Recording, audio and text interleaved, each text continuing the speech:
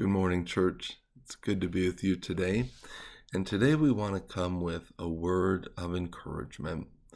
Chapter 13 ends with the harsh condemnation and the prediction that Peter will be denying Jesus 3 times and that he won't stand up to the test, even though he thinks he's going to do great, that he would follow Jesus even to the death.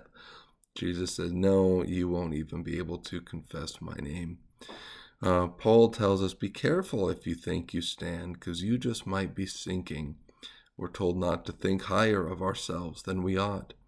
And Peter had this great and grandiose ideas of how wonderful he was. Sometimes we think, maybe in the same line as Peter, that when the trial comes, we're just sure that we're going to do excellently. We just know that we're going to pass the test. I think sometimes Jesus has a harsh word for us, harsh only because it's real. He says, do you think you'll lay down your life for me? Truly I tell you, you'll deny me 3 times.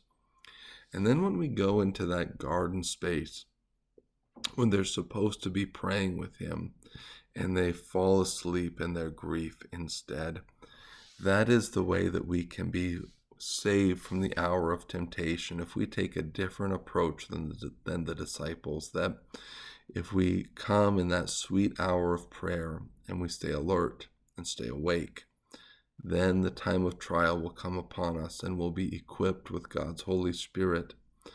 But even in the prediction of failure, there's this comfort, because if we keep reading in chapter 14, immediately after this prediction of failure, Jesus says, don't let your heart be troubled. Believe in God and believe also in me. Believe in God and believe also in me. We're going to mess up. Don't let your heart be troubled. Keep believing in God. And he will, just like we'll see in the great conclusion of this gospel, Peter's redemption, his bringing back into the fold. God has restoration and hope and a future available for us.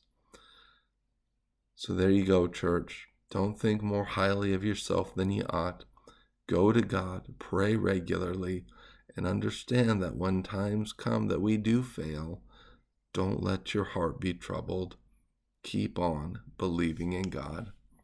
I love you, church, and we'll talk to you soon again.